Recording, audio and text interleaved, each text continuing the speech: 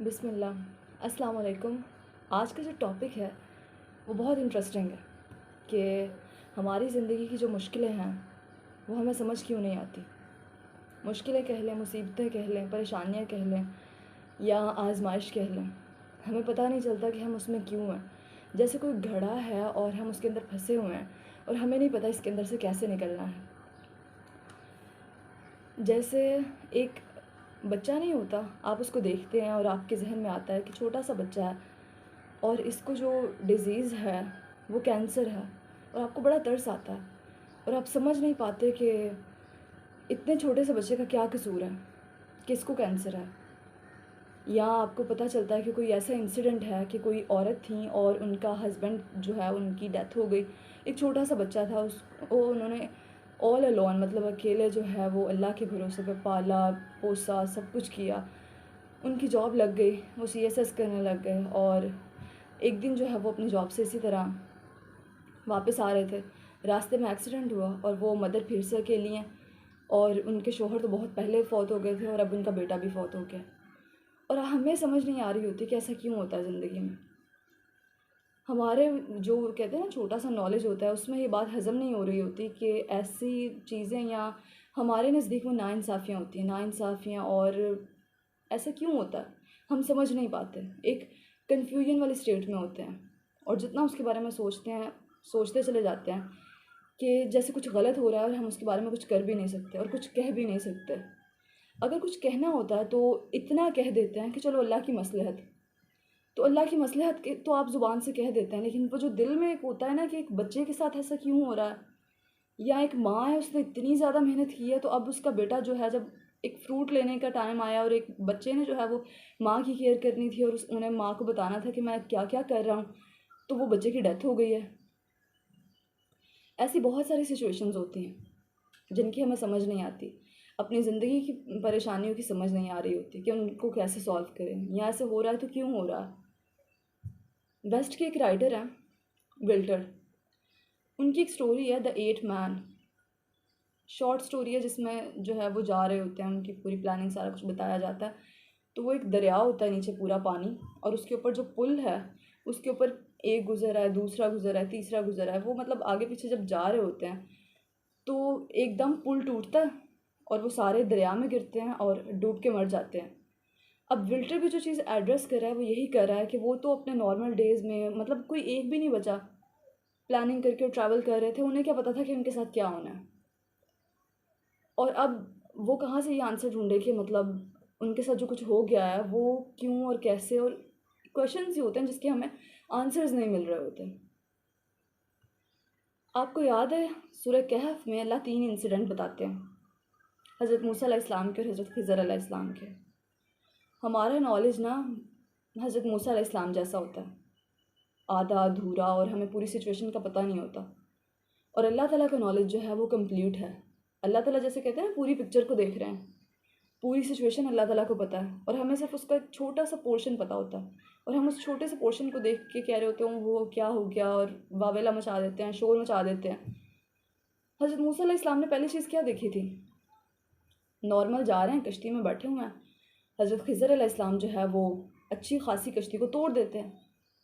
अब उनसे हज़म नहीं होता कि अच्छी खासी कश्ती है, इसको तोड़ने का तुक क्या बनता है। मतलब दूसरी सिचुएशन क्या थी, एक छोटा बच्चा होता है, मासूम बच्चा होता है, और हज़रत खिज़र अलैहिस्सलाम जो है वो उसको कत्ल कर देते हैं। फिर हज़रत मूसा अलैहिस्सलाम चुप नहीं रहते कि इसका कसूर क्या था जिसको आपने कत्ल कर दिया।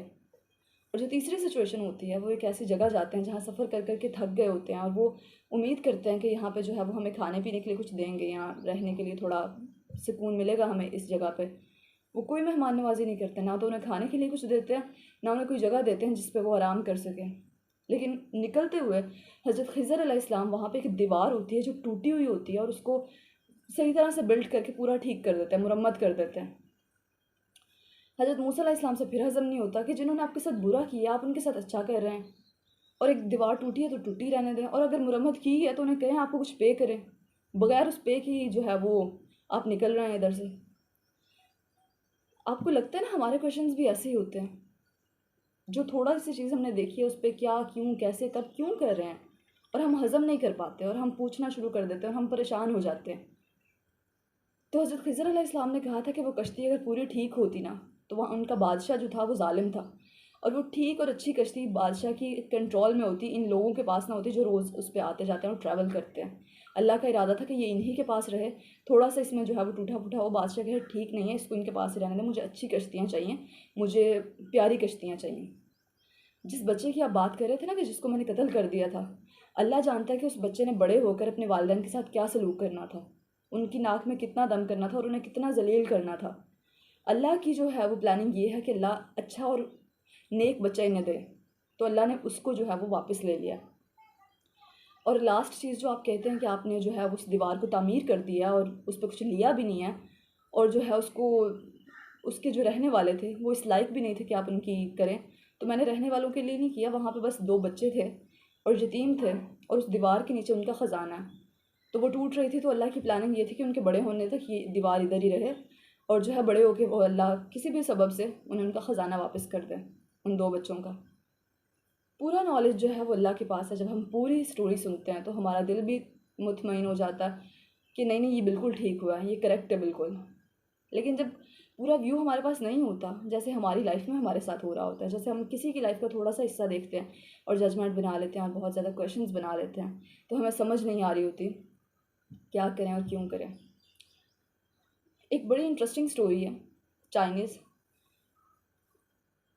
वहाँ पे जो है एक आदमी होता है और उसके पास उसका एक घोड़ा होता है। घोड़ा बड़ा प्यारा होता है और उस आदमी को जो है उस घोड़े के साथ बड़ा उनसियत होती है, बड़ा प्यार होता है, उसको नहलाता होता है उसे, जैसे वो नहीं मार के, कोई रेगमार टाइप चीज़ होती है, मार के चमकाते हैं और उनका ख्याल रखते हैं, उन्हें खाना देते हैं, बाहर सैर के लिए लेके जाता होता है, और एक लाड से उसने अपना वो घोड़ा पाला होता है। दूर दूर से लोग जो है वो उसके घोड़े को देखने के लिए आते हैं कि कितना स्पेशल घोड़ा है और कितना प्यार है इस घोड़े जिसने रखा हुआ है उसको, इस घोड़े से। बादशाह को पता चलता है और बादशाह कहते हैं मुझे उसके पास ले चले, हम वो घोड़ा ख़रीदेंगे। जाते हैं, कहते हैं मांगे क्या मांगते हैं, हमें आपका घोड़ा चाहिए। कहते हैं मेरा घोड़ा जो है वो बिकने वाला माल नहीं है, ये मेरा शौक़ है और शौक़ के कोई पैसे नहीं होते और मुझे ये सेल नहीं करना आपको। बादशाह बड़ा हैरान होता है और कहता है कि चलो ठीक है, अगर पेमेंट पे नहीं बात बनती, अगर लेन देन पे बात नहीं बनती, तो मैं अपनी पूरी सल्तनत में से जो है वो एक छोटा पोर्शन आपको दे देता हूँ, इससे ज़्यादा आपको क्या चाहिए, तो आप ये घोड़ा मुझे दे दें। वो फिर वही आंसर करता है कि शौक़ का जो है वो कहाँ से आप पैसे के साथ लेन देन कर रहे हैं या सल्तनत के साथ कर रहे हैं। बादशाह को लगता है कि मतलब ये नहीं मानेगा ऐसा। बादशाह अपनी लास्ट ऑफ़र देते हैं, देखो आधी सल्तनत मेरी, आधी तुम्हारी, और ये घोड़ा मुझे दे दो। वो फिर नहीं मानता, मेरा सल्तनत से क्या लेना देना, मैं अपने घोड़े के साथ, अपनी ज़िंदगी के साथ जो है वो खुश हूँ। आपको आपकी सल्तनत मुबारक हो, जिसे मैं हैंडल ही नहीं कर सकता उसे मैं आपसे लूँ क्यों। बादशाह ठीक है, ज़िद्दी आदमी है, बेवकूफ़ है, अपनी ज़िंदगी ऐसे ही गुजारना चाहता है। बादशाह पलट जाता है और दोबारा अपने मसरूफ़ हो जाता है ज़िंदगी में। पूरा गाँव इकट्ठा होकर उस आदमी के पास आता है और उसकी इंसल्ट करना शुरू कर देता है। कैसे बेवकूफ़ आदमी हो तुम हमारे बादशाह होते, तुम्हारे पास एक सल्तनत होती जिस पे तुम राज करते, घोड़े का क्या है, तुम्हें तो उसकी ज़िंदगी भी नहीं पता कितनी है, तुमने घोड़े के इवज़ जो है वो आधी सल्तनत को ठुकरा दिया। अच्छे बेवकूफ़ आदमी हो तुम, बहुत बदकिस्मत हो और बहुत ही जो है वो अनलकी आदमी हो तुम। वो चुप करके सुनता रहता है और लास्ट पे कहता है कि ये मेरी ज़िंदगी का एक एग्रीमेंट था, एक हिस्सा था, मेरी ज़िंदगी नहीं थी जो आप मुझे अनलकी और बदनसीब और पता नहीं क्या क्या कह रहे हैं, और मैं आपकी जो है रीज़न जो है या जो मंतक है उसको मैं नहीं समझ सकता। वो वापस चले जाते हैं। कुछ दिन गुजरते हैं, कुछ हफ्ते गुजरते हैं, और वो जो है जब सोया उठता है तो इस्तबिल में देखता है घोड़ा नहीं होता। अब वो आदमी थोड़ा परेशान तो होता है। गाँव फिर इकट्ठा हो जाता है जब गाँव को पता चलता है। गॉसिप्स में कितना इंटरेस्ट होता है ना लोगों को। वो फिर कहने लग जाते हैं कि कितने बदनसीब हो ना, कहा था बादशाह को दे दो, अभी आधी सल्तनत तुम्हारे पास होती, चला गया ना घोड़ा। बादशाह की नज़र थी तुम्हें क्या कि बादशाह ने उठवा लिया या पता नहीं किधर चला गया। अब वो फिर चुप करके सुनता है, फिर यही आंसर करता है कि ये मेरी ज़िंदगी का एक हिस्सा है, मेरी पूरी ज़िंदगी नहीं है, मुझे इसकी बेस पे जो है वो अनलकी और बदनसीब नहीं कहो। वो फिर चले जाते हैं। फिर कुछ दिन गुजरते हैं और वो घोड़ा हुनहुनाता हुआ और छलांगे मारता हुआ, और कुछ 9-10 घोड़े और जो है वो जंगल से अपने साथ लगा के, वो प्यारा बहुत था ना, साथ लगा के और उन्हें फ्रेंड्स बना के जो है वो वापस अपने इस्तबल में आ जाता है। फिर गाँव इकट्ठा हो जाता है। आहा, क्या लकी आदमी हो तुम, क्या खुश नसीब हो तुम। एक घोड़ा था तुम्हारे पास और उसकी किस्मत इतनी अच्छी है कि इतने ज़्यादा घोड़े उसके पीछे लटके तुम्हारे सिविल में मुफ्त आ गए हैं। वो फिर चुप करके सुनता रहता है, फिर कहता है मेरी ज़िंदगी का एक हिस्सा है, इसकी बेस पे आप मुझे लकी या खुश नसीब नहीं कहें, मेरी पूरी ज़िंदगी और है। वो फिर चले जाते हैं कि इसका दिमाग ऐसे ही है। फिर क्या होता है कि उस आदमी का, उस इंसान का जो बेटा होता है, वो कहता है कि ये बहुत ज़्यादा घोड़े हैं और इन्हें मैनर्स नहीं पता, इन्हें सही से दौड़ना नहीं आता, इन्हें जैसे हम घोड़ों को कंट्रोल करके रखते हैं इसे इन्हें नहीं पता, तो इन्हें कुछ को ट्रेनिंग मैं दूंगा। उसके बाबा मान जाते हैं। अब जब वो ट्रेनिंग दे रहा होता है तो एक घोड़ा जो है वो ऐसी छलांग लगाता है कि वो लड़का नीचे गिरता है और उसकी बैकबोन जो है वो टूट जाती है। गाँव फिर इकट्ठा होता है और फिर रोना रोना शुरू कर देता है कि बड़े बदनसीब हैं आप, एक बेटा उसकी भी बैकबोन जो है वो टूट गई है, कहा था आपको जो है आप ख्याल रखा करें और ये किया करें वो किया करें। वो फिर बोल के चले जाते हैं। फिर क्या होता है कि चाइना की और एक और मुल्क की जो है वो मुठभेड़ शुरू हो जाती है और बादशाह अपने आर्मीज़ को भेजते हैं कि कुछ ऐसे लोगों को लाएं जो यंग हों, ठीक हों और सेहतमंद हों, ऐसे बच्चों को और ऐसे लड़कों को लेकर आएँ ताकि हमारी आर्मी स्ट्रांग हो और हम दूसरे मुल्क के साथ अच्छे से लड़ सकें। सारे लड़कों को ले जाया जाता है। वो क्योंकि ठीक नहीं होता, वो अपने बाबा के पास ही रहता है। गाँव फिर इकट्ठा हो जाता है। कितने बदनसीब हैं हम कि हमारे सारे बेटे चले गए जो बिल्कुल ठीक हैं, जो सेहतमंद हैं, जो सब कुछ हमारे साथ कर सकते हैं, और क्योंकि ये थोड़ा सा बीमार है ये तुम्हारे पास है। कितने लकी हो तुम, कितना तुम्हें मतलब अल्लाह ने नवाजा है और ये सारा कुछ। वो कहते हैं मैं यहाँ नहीं रह सकता, ये गाँव मेरे रहने की जगह नहीं है, मेरा नज़रिया, मेरा चीज़ों को देखने का तरीका सब कुछ जो है वो डिफरेंट है। आप एक इंसिडेंट लेते हो और उसको पकड़ के पूरी ज़िंदगी पे फैला देते हो कि आपकी पूरी ज़िंदगी अच्छी हो गई, पूरी ज़िंदगी बुरी हो गई, सिर्फ एक इंसिडेंट पे।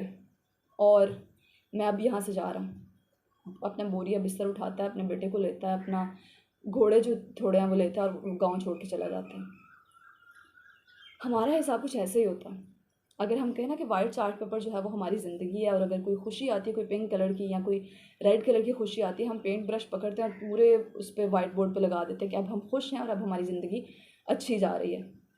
और अगर कोई गम आता है, कोई दुख आता है, उसको एक ब्लैक डॉट की तरह ले रहे हैं कि आपके उस वाइट बोर्ड पे जो है वो एक ब्लैक डॉट लग गया। आप उस ब्लैक डॉट पे ब्रश पकड़ते हैं और उसको इतना रगड़ रगड़ के पूरे पेपर पे फैलाते हैं कि आपकी ज़िंदगी बुरी हो गई है और आप कुछ अच्छा ज़िंदगी में नहीं कर सकते।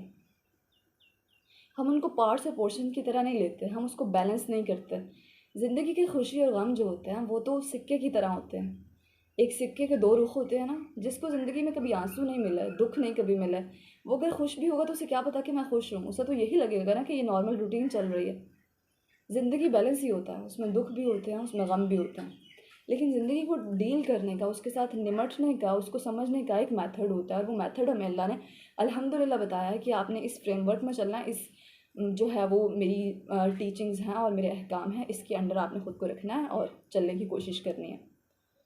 इशफाक अहमद कहते हैं कि बहुत पहले की बात है कि मैं काबा गया, मैं हरम गया और वहाँ पे मैंने देखा कि पत्थरों के ऊपर ना एक पगड़ी सूखने के लिए किसी ने फैला के जो है धो के डाली हुई है।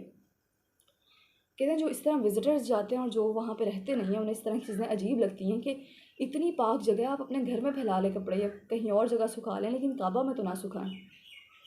तो जब वो आता है एक आदमी, तो वो पकड़ के, जब सूख गई होती है तो उसको पगड़ी को पकड़ के बांधने लगता है सर पे। तो इस वाक़े में पूछते हैं आप कहाँ से हैं? कहते हैं मैं पाकिस्तान से हूँ।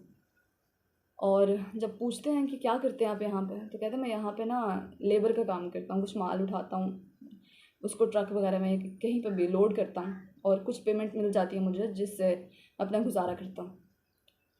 इशफाक अहमद कहते हैं कि मैंने पूछा ठीक है, उस काम करने के बाद आप क्या करते हैं? कहते हैं वही गिरता हूँ और फिर उठता हूँ, यही तो ज़िंदगी होती है, कभी हम गिर जाते हैं, कभी उठ जाते हैं। और मैं 18 साल से यहाँ पे हूँ और मैं यही कर रहा हूँ कि मैं गिर रहा हूँ, मैं उठ रहा हूँ, मैं गिर रहा हूँ, मैं उठ रहा हूँ। लेकिन मुझे पता है कि मेरा अल्लाह, मेरा रब जो है वो अल्लाह है और वो मुझे माफ़ कर देगा।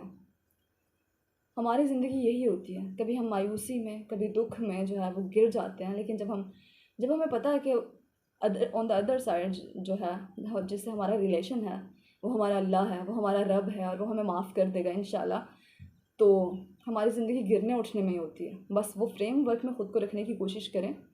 और ठीक है, हमें पूरी पिक्चर नहीं पता, उस बच्चे की तरह जो कभी हॉस्पिटल में जाए ना, तो आईसीयू में अगर बच्चे को कहें कि चलें आप ऑपरेट करें, बच्चे को अपने पास थोड़ी देर रख लें, अव्वल तो कोई रखेगा ही नहीं। और अगर वो चला भी गया ना आईसीयू में और किसी का ऑपरेट हो रहा है, तो वो शोर मचाना शुरू कर देगा, वो चीखें मारना शुरू कर देगा। एक इंसान के ऊपर आप छुरियाँ चला रहे हैं और एक इंसान को जो है वो आप इतना ब्लड निकाल रहे हैं और ये कर रहे हैं वो कर रहे हैं, क्योंकि उस बच्चे को पूरी सिचुएशन नहीं पता कि इस ऑपरेट के बाद और इसकी हीलिंग के बाद ये इंसान जो है वो ठीक हो जाएगा। वो सिर्फ टेम्प्रेरी सिचुएशन देख के इतना शोर मचा देता है। लेकिन जब हम खुद को अल्लाह के फ्रेमवर्क में रखने की कोशिश करते हैं, हमें चाहे पूरी पिक्चर नहीं पता, चाहे सिर्फ वो सीन ही पता है जो छोटा सा हमें नज़र आ रहा है, लेकिन अल्हम्दुलिल्लाह हमें यकीन होता है कि अल्लाह हमारे साथ है और हमें इस सिचुएशन से निकाल लेंगे। मेरी दुआ है कि अल्लाह हमें टेंशन से और परेशानियों से उनको समझने और पूरी पिक्चर को देखने की बजाय सिर्फ उसमें जो है अल्लाह की बात मानने की तौफीक दें, और हमारे दिल को इतना परेशान नहीं करें कि हम मजबूरी की कैफियत तक आ जाएं और हमें पता ना चले कि हमें उसमें से कैसे निकलना है, बल्कि अपना यकीन दें और हमारे दिल को जो है वो मुतमईन रखें उस सिचुएशन में। अल्लाह आपको आसानियाँ दें और आसानियाँ तकसीम करने की तौफीक दें। अल्लाह हाफ़िज़।